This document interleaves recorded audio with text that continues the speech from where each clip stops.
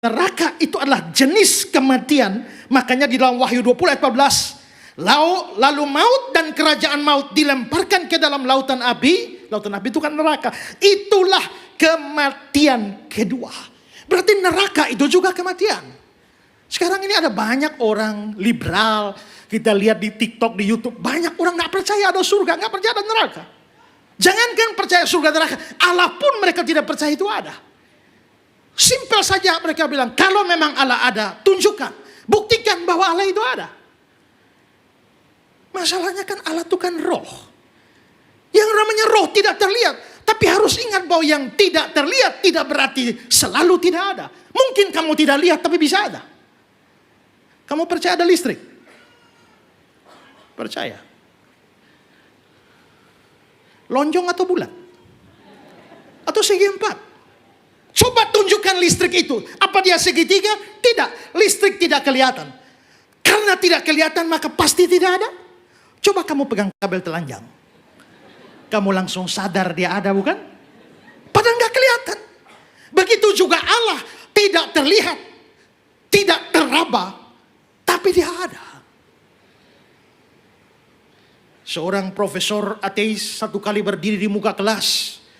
Lalu dia tanya, para mahasiswa, saya tanya kalian 2 pertanyaan. Pertanyaan pertama, siapa di antara kalian pernah lihat Tuhan Allah? Angkat tangan.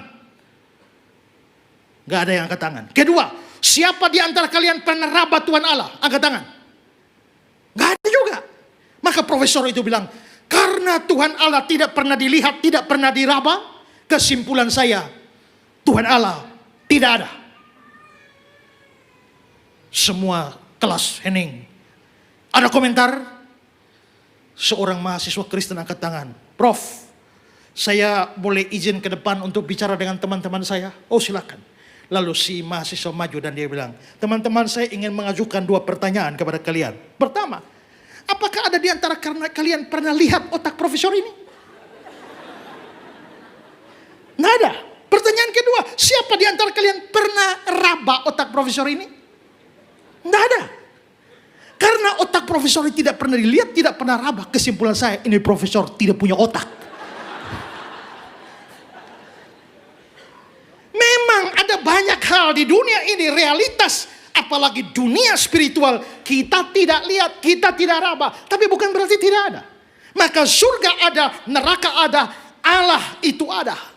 Dan Alkitab bicara neraka cukup banyak. Dan itu adalah kematian ketiga. Jadi mati ada 3. Mati rohani, putus hubungan dengan Allah.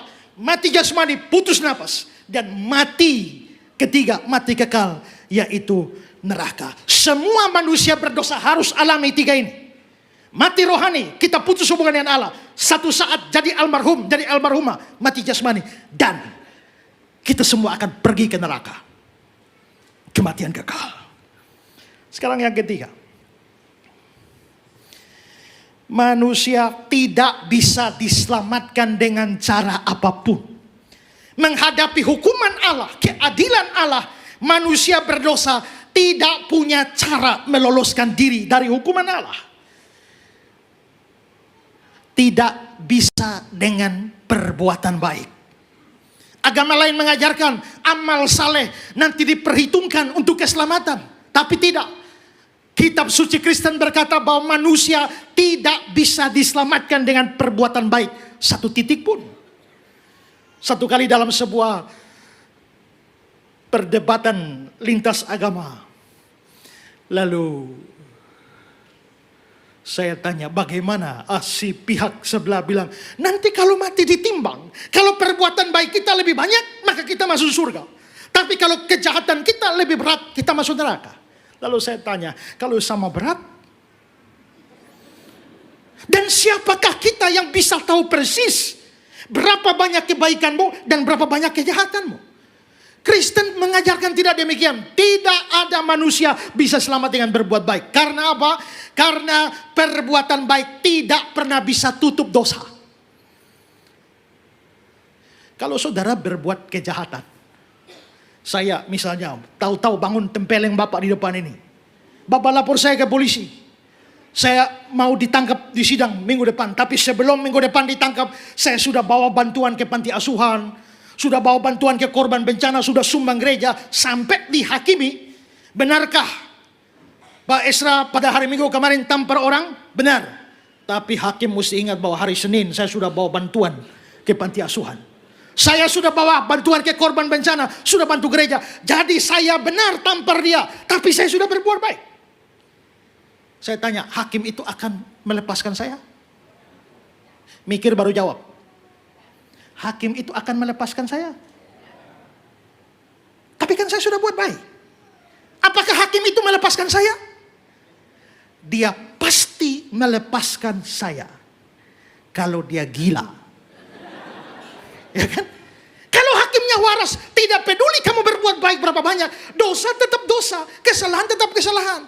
Begitu juga kita berdosa begini banyak, jangan berpikir bahwa saudara bisa tutup satu dosamu dengan berbuat baik.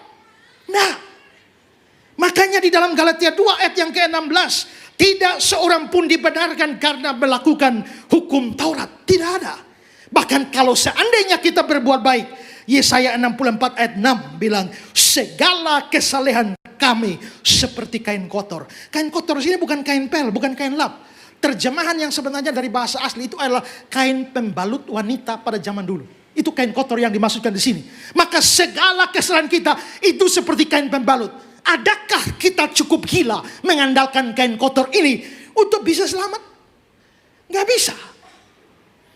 Kamu bisa selamat dengan berbuat baik asal kamu buat baik 100%, tidak boleh kurang 1. Karena syarat masuk neraka itu dosa 1. Kita hari ini bisa buat baik, besok enggak. Saya satu hari bawa motor, sepeda motor di jalan. Pas di jalan ada satu motor mau maju di jalan, hampir tabrakan. Cukup dekat, hampir tabrakan. Saya lihat dia, dia lihat saya. Saya tetap lihat dia, dia tetap lihat saya. Tiba-tiba dia, klik, dan dia menghantam ludah di muka saya. Balik motor lari. Saya kejar dia dengan motor, mati kau hari ini kalau saya dapat. Tapi sementara saya kejar dia, teringatlah aku akan kata-kata Tuhan Yesus. Ampunilah dia karena dia tidak tahu apa yang dia perbuat. Saya berhenti dan berdoa, Tuhan ampunilah dia karena dia tidak tahu apa yang dia perbuat. Hari itu saya merasa seperti Yesus. 1 minggu kemudian saya dengan keluarga berlibur. Pulang sudah maghrib. Lampu-lampu belum nyala. Terus ada motor dari sana pakai lampu jauh sampai saya silau. Gak bisa lihat jalan. Begitu motornya lewat, saya bilang lampu. Begitu saya bilang lampu. Si motor balik kejar saya. Bilang, kau bilang apa? Saya bilang lampu. Dia bilang kau mau apa? Mau apa juga. Saya lompat turun dari mobil, ambil kunci roda. Dan saya menghadap orangnya. Lalu mama saya di rumah dipanggil kakak karena paling tua. Lalu waktu saya ambil kunci roda menghadap orang itu, mama saya bilang, kakak ingat, kakak itu pendeta, kakak itu persetan dengan pendeta. Baru berapa hari yang lalu saya seperti Yesus. Tapi 1 minggu kemudian rusak itu. Seandainya satu dosa layak masuk neraka, saya masuk neraka itu. Siapa di antara kita yang bisa berbuat baik non-stop tanpa dosa satu? Kalau kamu bisa begitu, kamu selamat. Tapi kalau enggak, jangan pakai perbuatan baikmu. Enggak laku untuk masuk surga. Dan kedua, ingat baik-baik. Kamu tidak bisa diselamatkan dengan berhenti berdosa. Ada pemabuk, mati masuk neraka. Berhenti mabuk, kalau mati tetap masuk neraka. Ada perampok, kalau dia bertobat dan berhenti merampok, apakah mati masih masuk neraka? Tetap masuk neraka. Kenapa? Kan sudah berhenti. Karena dosa itu hutang di hadapan Allah. Dosa itu hutang. Coba lihat Matius 6 ayat 12. Ampunilah kami akan kesalahan kami. Kata kesalahan itu bahasa asli Alkitab Perjanjian Baru adalah opelema, itu artinya hutang. Makanya versi King James Alkitab bahasa Inggris, forgive us our debts as we forgive our debtor. Ingat debts collector? Hutang. Maka dosa itu hutang. Pertanyaan sekarang adalah, bisakah hutang diselesaikan dengan berhenti hutang? Saya nggak punya uang, Bapak pinjam 100 juta.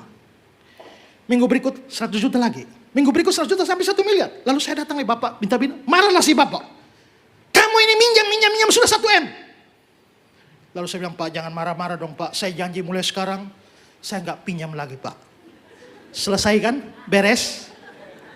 Beres? Gak bisa. Hutang tidak bisa selesai dengan berhenti utang. Berhenti utang nomor 2. Nomor 1, bayar utang. Maka dosa tidak bisa selesai dengan berhenti berdosa. Harus ada pembayaran. Bayar pakai apa? Pakai nyawa. Karena upah dosa ialah maut.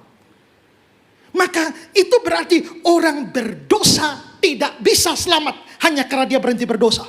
Semua kita yang berdosa, begitu berhenti berdosa, kita tetap binasa semuanya.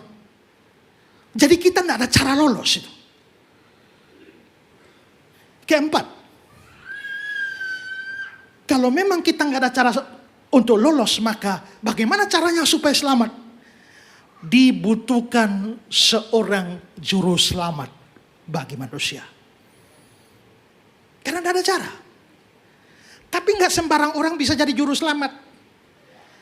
Syarat juru selamat itu 2. Syarat pertama, dia harus manusia.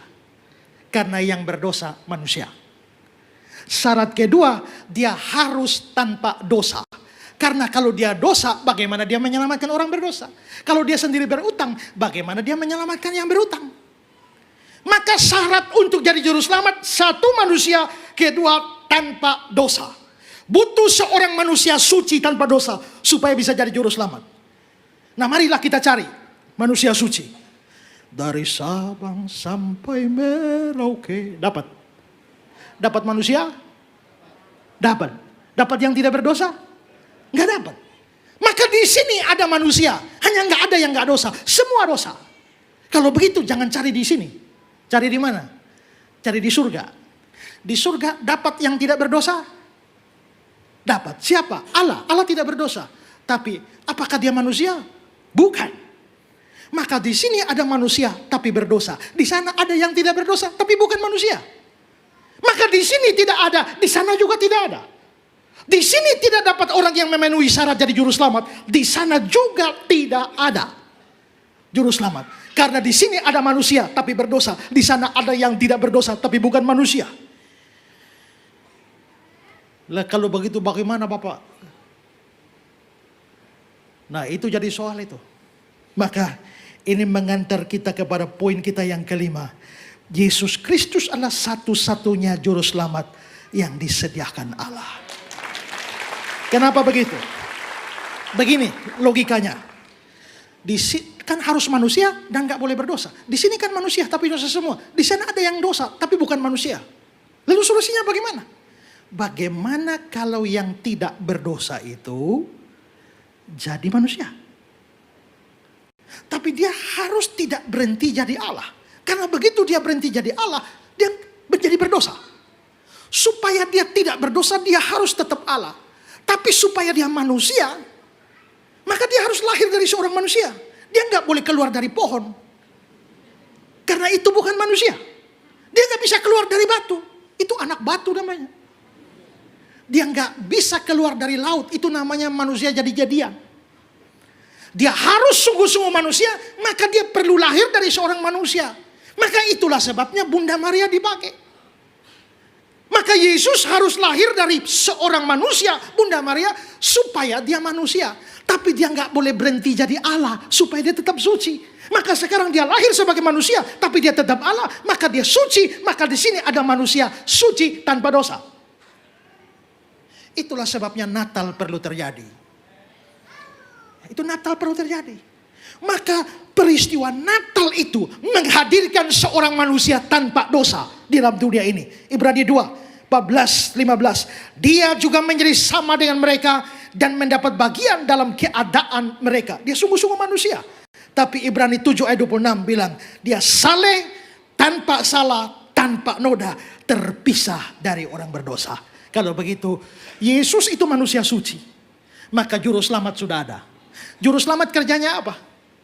Bayar hutang kita. Hutangnya ada berapa? 3. Mati rohani, mati jasmani, mati neraka. Sekarang mari kita lihat. Kapan Yesus membayar kematian rohani, terpisah dari Allah? Waktu dia di kayu salib. Eli, Eli lama sabachthani. Ya Allahku, mengapa engkau meninggalkan aku? Maka ada perpisahan yang terjadi di atas kayu salib. Dan dia berteriak sedemikian rupa. Dia sedang menanggung hukuman kematian rohani, yaitu perpisahan.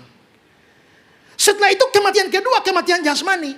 Ya Bapa, ke dalam tanganmu kuserahkan nyawaku. Kedua selesai. Lalu yang ketiga, kematian neraka. Kapan Yesus ke neraka? Dia nggak pernah pergi ke neraka. Karena waktu dia mati dia bilang, ke dalam tanganmu kuserahkan rohku. Rohnya pergi ke Bapa di surga. Lalu kapan dia mengalami kematian kekal atau neraka itu? John Calvin berkata, dia mengalami neraka bukan dengan turun ke neraka, tapi neraka diambil dan ditanggungkan kepadanya di atas kayu salib. Yang itu di dalam pengakuan iman rasuli gereja purba itu dikatakan turun ke dalam kerajaan maut, turun ke dalam neraka. Nah, maka Yesus menanggung semuanya. Sekarang kematian rohani beres, kematian jasmani beres, kematian neraka beres. Dia tanggung semuanya. Makanya Yesaya 53, penyakit kitalah yang ditanggungnya. Dia diremukan oleh karena kejahatan kita. Tuhan menimpakan kejahatan kepada kita, kepadanya, kita sekalian. Nah, dalam hubungan dengan hutang, dia akan datang untuk bayar hutang.